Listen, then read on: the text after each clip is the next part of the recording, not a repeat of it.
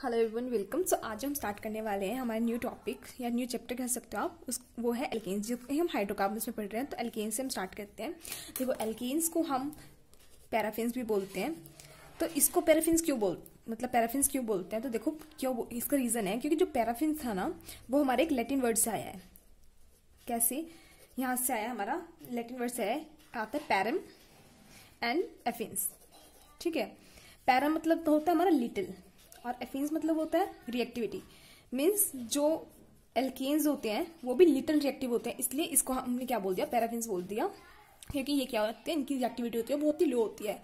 हम आप एक तरह से भी बोल सकते हैं कि इनर्ट होते हैं और रिएक्ट करते हैं एट वेरी ड्रास्टिक कंडीशंस में रिएक्ट करते हैं। ठीक है, तो इसलिए हमने इनको क्या बोल दिया, पैराफिन्स बोल दिया।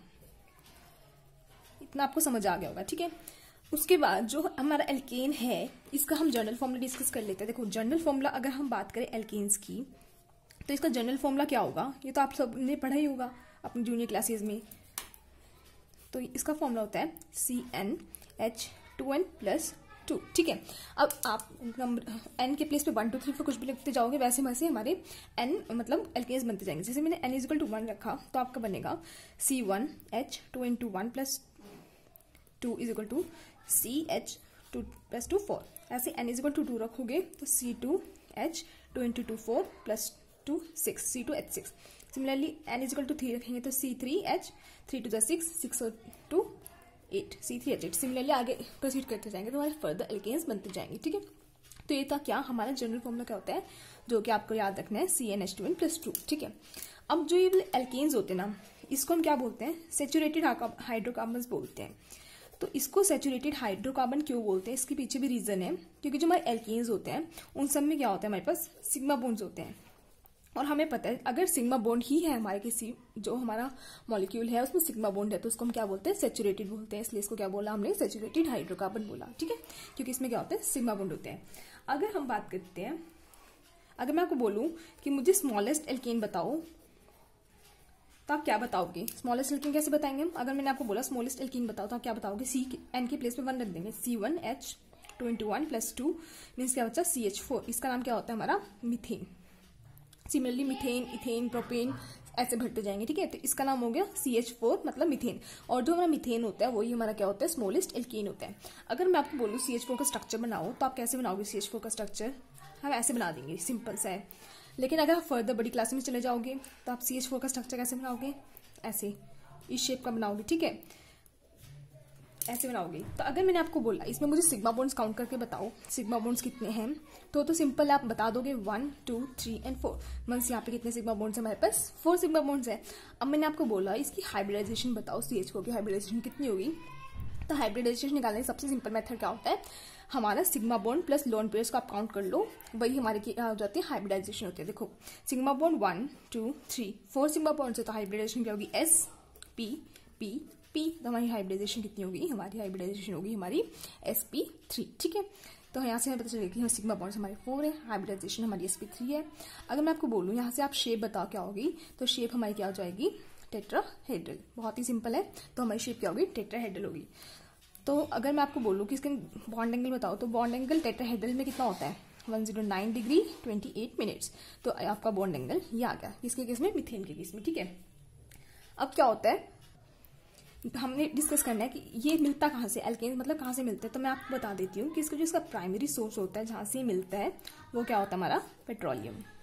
कहाँ से मिल रहा होता है, हमारे एल्केन्स जितने भी एल्केन्स होते हैं वो मिलते हैं हमारे पेट्रोलियम से मिलते हैं। ठीक है, ये तो इसका क्या था, जनरल इंट्रोडक्शन था। मतलब जो आपको कोई बोले मुझे एल्केन्स बताओ बेसिकली होता क्या है, तो आपको उसको ये सब बताना पड़ेगा ताकि उसको समझ आए कि एल्केन्स होता क्या है। ठीक है, अब हम बात करते हैं, अभी कुछ भी रिएक्शन करवा रहे होते हैं हम, तो उसमें हम बेसिकली क्या बात कर रहे होते हैं कि वो बन कैसे है, मतलब हमारे एल्केन्स फॉर्म कैसे हो रहे हैं। तो हम यहाँ पे क्या डिस्कस करेंगे, methods of preparation of alkanes. तो हमें ये डिस्कस करना है कि एल्केन्स हैं जो हमारे, वो कैसे बन रहे हैं, तो methods of preparation of alkanes.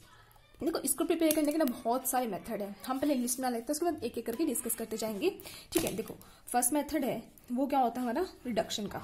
ठीक है, फर्दर रिडक्शन के अंदर भी बहुत सारे पार्ट्स हो जाएंगे, वो हम डिस्कस करेंगे। ठीक है, फर्स्ट मेथड हो गया हमारा रिडक्शन का।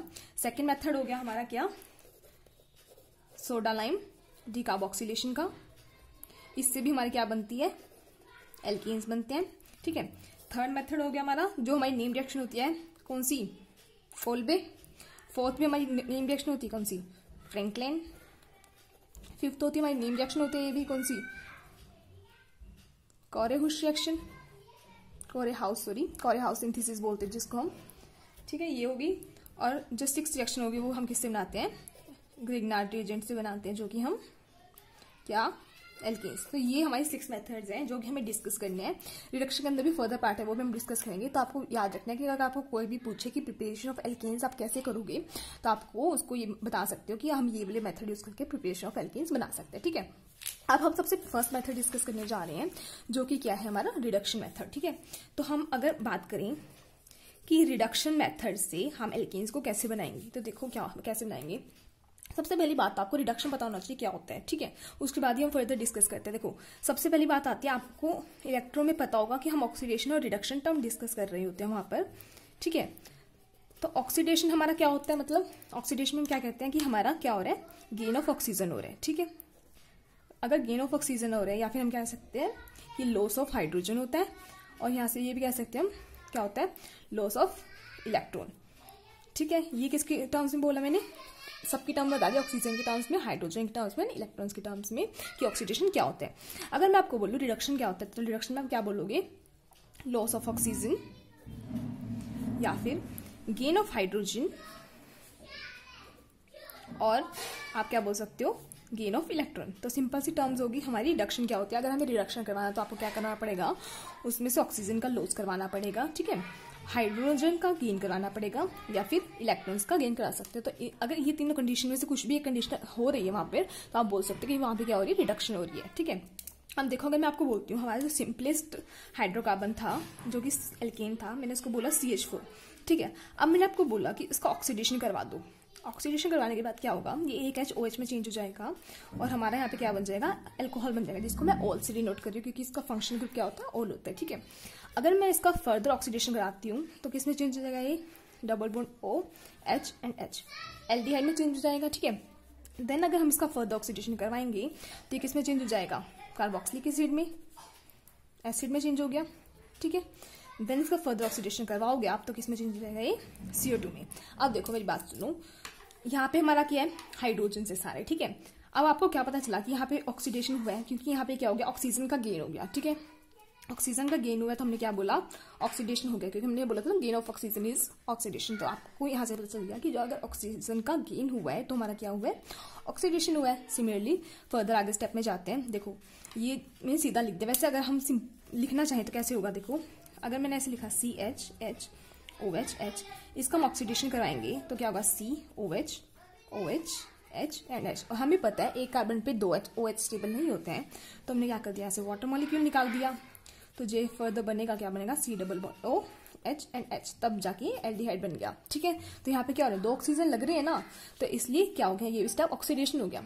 सिमिलरली फिर इसका क्या हो गया, ऑक्सीजन ऐड हो गया, देखो 2 ऑक्सीजन आ गए ना, तो इसलिए मैंने क्या बोल दिया, ऑक्सीडेशन हुआ है। सिमिलरली यहाँ पे देखो ऑक्सीजन कितने बॉन्ड्स बन रहे, 4 बॉन्ड्स बन रहे, और यहाँ पे कितने थे, 3, मतलब ऑक्सीजन का एडिशन ही हुआ है यहाँ पे, तो इसलिए मैंने क्या बोला, इसका ऑक्सीडेशन हो गया।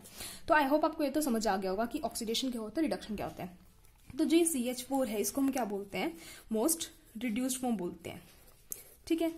क्योंकि है उसके बाद हमने क्या किया, ऑक्सीडेशन होती जा रही है, और यहाँ पे पहुंच गए CO2 तक। तो CO2 को क्या बोलते हैं हम, मोस्ट ऑक्सीडाइज फॉर्म, क्योंकि ऑक्सीडाइज करने के बाद लास्ट पे हम यहीं पे जाके बचते हैं CO2 पे, तो इसको हमने क्या बोला, मोस्ट ऑक्सीडाइज फॉर्म, ठीक है। अब ये तो सिंपल सी बात होगी, ऑक्सीडेशन क्या होता है, रिडक्शन क्या होता है। देन मैं आपको बोलूं जो रिडक्शन में फर्स्ट टाइप पढ़ना है हमें, वो क्या पढ़ना है, catalytic hydrogenation of alkenes and alkynes. तो ये क्या होता है, देखो नेम से स्टार्ट कर देंगे। देखो कैटेलिटिक वर्ड आ रहा है, कैटेलिटिक मतलब क्या होता है, हमारा क्या हो रहा है, हमारा कैटेलिस्ट यूज हो रहा है इसमें, इसलिए इसका नाम आया क्या, कैटेलिटिक। उसमें आता है हाइड्रोजनेशन। हाइड्रोजनेशन क्या होता है, हमारा हाइड्रोजनेशन होता है हमारा एडिशन ऑफ हाइड्रोजन, इसको हमने क्या बोला, इसलिए हाइड्रोजनेशन टर्म आती है, एडिशन ऑफ हाइड्रोजन। तो ये 2 टर्म्स यूज हो रही है, मतलब इस रिएक्शन में क्या होगा, कैटेलिस्ट यूज होगा, ठीक है, यूज होगा कैटेलिस्ट हमारा, और क्या होगी, हमारी एडिशन होगी हाइड्रोजन की, किसमें, of alkenes and alkynes. Alkenes and alkynes क्या होता है, देखो C+C, यहाँ पे कुछ भी ग्रुप लगे हुए हैं, C+C सॉरी एक, ठीक है। ये क्या हो गया हमारा एल्कीन हो गया, ये हमारा क्या हो गया एल्काइन हो गया। तो इसमें हम क्या बोलते हैं एडिशन ऑफ हाइड्रोजन, इसमें या इसमें अगर हम हाइड्रोजन के एडिशन करवा देंगे in the presence of a catalyst तो हम उसको क्या बोलेंगे कैटालिटिक हाइड्रोजनेशन ऑफ एल्कीन, ठीक है। तो इसके थ्रू हम क्या बना सकते हैं हमारा एल्कीन, इनके थ्रू अगर इनकी कैटालिटिक हाइड्रोजनेशन करवा देते हैं हम तो उसके थ्रू हम क्या बना सकते हैं हम अपना एल्कीन बना लेंगे। देखो कैसे बनाते हैं, डिस्कस कर लेते हैं। मैंने आपको लिखा यहाँ पे C double bond H hydrogen लगा दिया यहाँ पे हमने 2, ठीक है। पहले मैं जनरल रिएक्शन बता देती हूँ आपको कैसा होता है। देखो जनरल रिएक्शन में हम क्या बोलते हैं, हमने H2 ऐड किया क्योंकि हाइड्रोजनेशन हो रही है, तो हाइड्रोजनेशन एडिशन ऑफ हाइड्रोजन होना है। अगर एडिशन ऑफ हाइड्रोजन होना है तो आपको H2 तो ऐड करवाना ही पड़ेगा, ठीक है। तो इसलिए मैंने H2 ऐड करवा दिया। अब मैंने क्या बोला आपको कैटलिस्ट ऐड करवाना है। कैटलिस्ट हम ऐड करवाएंगे निकल, प्लेटिनम, आप कुछ भी कैटलिस्ट ऐड करवा सकते हो, ठीक है। 25 डिग्री सेल्सियस में हो जाएगा। उसमें जब हमारा प्रोडक्ट बनेगा वो प्रोडक्ट क्या बनेगा हमारा हाइड्रोजन यहाँ पे लगे हुए हैं वो लगा देंगे, और एडिशन ऑफ H2 होना है तो एक H इसके पास चला जाएगा, एक H इसके पास चला जाएगा। तो हमारा क्या हो गया यहाँ पे एडिशन होगी हमारी किसकी हाइड्रोजन की, मतलब H2 की हमारी क्या होगी इसके अंदर एडिशन होगी। और ये क्या था एल्कीन था, हमारा क्या बन गया एल्कीन बन गया, ठीक है। अब देखो रिएक्शन को ऑब्जर्व करो हमारा हो क्या कह रहा है। देखो यहाँ पे क्या था 2 पाई बॉन्ड थे और यहाँ पे पाई बॉन्ड बचा नहीं, तो मतलब क्या कह सकते हैं एक पाई बॉन्ड को ब्रेक करके हमारे ये देखो ये 2 नए बॉन्ड बने ना, तो एक पाई बॉन्ड को ब्रेक करके हमारे 2 न्यू सिग्मा बॉन्ड्स बन गए हैं, ठीक है। बहुत ही सिंपल है ये बात जो आपको पता होनी चाहिए, ठीक है। अब जो बात आती है कैटलिस्ट की, देखो कैटलिस्ट के बारे में हम थोड़ा सा डिस्कस करते हैं। कैटलिस्ट होता क्या था कि आपको बेसिक इन्फॉर्मेशन रहे हमारी। देखो जो हमारे कैटलिस्ट होते हैं ना वो 2 टाइप के होते हैं, एक होता है हमारा होमोजीनियस कैटलिस्ट, एक होते हैं हमारे हिट्रोजीनियस कैटलिस्ट, ठीक है। तो इन दोनों में डिफरेंस क्या होता है, देखो होमोजीनियस कैटलिस्ट क्या होता है हमारा, होमोजीनियस कैटलिस्ट हमारा वो कैटलिस्ट होता है जिसमें हमारा सोल्यूशन और जो हमारा कैटलिस्ट है वो हमारे किस में होते हैं सेम फेज में होते हैं, ठीक है। और जो हेट्रोजीनियस कैटलिस्ट होता है, हिट्रो नेम से पता चल रहा है डिफरेंट, तो हम इसमें कह सकते हैं कि किस में होते हैं हमारे डिफरेंट फेज में होते हैं, ठीक है। क्या सोल्यूशन और जो हमारा कैटलिस्ट होता है वो हमारे डिफरेंट फेज में होते हैं, किसमें हेट्रोजीनियस कैटलिस्ट में, ठीक है। अब मैंने आपको बोला जो सोल्यूशन और कैटलिस्ट सेम फेज में, इसका मतलब क्या हो गए ये क्या हो गया आपस में सोल्यूबल हो गए, और ये दोनों डिफरेंट फेज में, इसका मतलब ये क्या हो गया हमारे इनसोल्यूबल हो गए। अब देखो इसका एग्जांपल देखते हैं। इसका एग्जांपल होता है हमारा विल्किंसन कैटलिस्ट। अब देखो विल्किंसन कैटलिस्ट का फॉर्मूला होता है हमारा RH, यहाँ पे लिखेंगे PPH3, एक PPH3 यहाँ पे लिख देंगे PPH3 और यहाँ पे Cl, ठीक है। ये भी PPH3 है, ठीक है। ये इसका एग्जांपल होता है किसका होमोजीनियस कैटलिस्ट का। अगर हम हेट्रोजीनियस कैटलिस्ट की बात करते हैं तो यहाँ पे आपके जो एग्जांपल होंगे निकल, प्लेटिनम, हम ये वाली कैटलिस्ट यूज करते हैं। तो इसलिए जो हम हाइड्रोजनेशन करवाते हैं कैटालिटिक हाइड्रोजनेशन, उसमें हम कौन सा कैटलिस्ट यूज करते हैं हिट्रोजीनियस कैटलिस्ट यूज करते हैं, ताकि वो क्या हो रहे इंसोल्यूबल रहे। मतलब ये ना हो कि हम जो रिएक्शन कर रहे हैं उसके अंदर मेटल भी जाके मिल जाए तो कुछ और ही बन जाएगा वो, इसलिए हम इसमें क्या लेते हैं हमारे ऐसी कैटलिस्ट लेते हैं जो इंसोल्यूबल हो, ठीक है। अब देखो ये तो सिंपल सी रिएक्शन थी, जनरल रिएक्शन हमने डिस्कस की, ये हमने किससे कर ली एल्कीन से कर ली। अगर हमें एल्काइन से बनाना हो तो देखो कैसे बनाएंगे C ट्रिपल बॉन्ड CH। अब देखो मैंने H2 डाला, हमने डाला निकल, प्लेटिनम या प्लेटिनम 25 डिग्री सेल्सियस, कुछ भी डाल सकते हो आप इनमें से, ठीक है। रूम टेम्परेचर पे रिएक्शन करवाई है। तो मैंने आपको क्या बोला है एक पाई बॉन्ड ब्रेक करके 2 न्यू सिग्मा बॉन्ड बनाएगा, ठीक है। तो मैंने क्या किया डबल बॉन्ड बो ऐसे कैसे लगा दिया, और एक पाई बॉन्ड को ब्रेक करके 2 न्यू सिग्मा बॉन्ड फॉर्म कर दिया क्योंकि H2 ऐड हो गया, ठीक है। अब ये रिएक्शन यहाँ पे तो नहीं रुकेगी, ये रिएक्शन फर्दर होगी, तो फर्दर होगी जो हमारा प्रोडक्ट बनेगा इसके अंदर फिर से एक H2 और ऐड होगा। अब देखो एक पाई बॉन्ड इसमें है तो हम एक पाई बॉन्ड को ब्रेक करवा सकते हैं, और एक पाई बॉन्ड को ब्रेक करवा के हमारे क्या बन सकते हैं 2 न्यू सिग्मा बॉन्ड्स और फॉर्म हो सकते हैं। तो हमने 2 न्यू सिग्मा बॉन्ड्स और फॉर्म करवा दिए। देखो इस पाई बॉन्ड को ब्रेक करवा के हमने 2 न्यू सिग्मा बॉन्ड्स और फॉर्म करवा दिए, तो हमारा ये क्या बन गया हमारा एल्कीन बन गया, किससे एल्काइन से।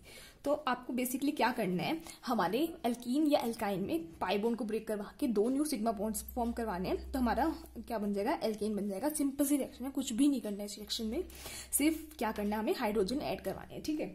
ये तो हमने पढ़ लिया कि रिएक्शन होती क्या है, हमने जनरल डिस्कस कर लिया। अब जो है इसका मैकेनिज्म डिस्कस करना हमें, क्योंकि मैकेनिज्म अगर आपको समझ आ गया तो मतलब आपको रिएक्शन समझ आ गई है कि हो क्या रहा है बेसिकली, ठीक है। तो हम इसका मैकेनिज्म डिस्कस कर रहे हैं, बहुत ही सिंपल है, ध्यान से समझना। देखो क्या होता है, हमने इसमें क्या लिया, कोई भी मेटल लिया, मेटल का सरफेस लिया। मेटल हमारा कौन सा था, निकल, प्लेटिनम ये मेटल के सरफेस मेटल थे, तो हमने एक मेटल का सरफेस ले लिया, उसके अंदर हमने क्या ऐड करवाया, H2 ऐड करवाई। अब H2 मेटल के ऊपर कैसे होगी, एड्जॉर्ब होगी जाके, देखो एड्जॉर्ब होगी, एड्जॉर्ब होगी मतलब एड्जॉर्ब का मतलब क्या होता है, सरफेस फिनोमिना होता है। ये मैंने आपको सरफेस केमिस्ट्री में पढ़ाया है, अगर आपने नहीं देखी है वीडियो तो देख लेना, डिस्क्रिप्शन में लिंक डाल दूंगी।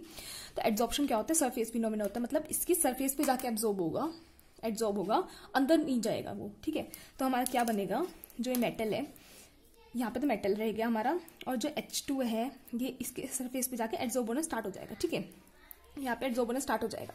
अब क्या होगा, ये जो हाइड्रोजन का बॉन्ड है ना, ये हमारा वीक होना स्टार्ट हो जाएगा, हाइड्रोजन का बॉन्ड, ये बॉन्ड है ना वीक होना स्टार्ट हो जाएगा। तो उसी टाइम पे हमारा जो एल्कीन है, तो एल्कीन क्या करेगा, अप्रोच करेगा इस साइड से, तो एल्कीन क्या करेगा, अपना ये वाला बॉन्ड क्रिएट करवाएगा, पाई बॉन्ड हमने बताया है जो, और इस वाले हाइड्रोजन के साथ बॉन्ड फॉर्म करेगा, और ये इस वाले हाइड्रोजन के साथ बॉन्ड फॉर्म करेगा।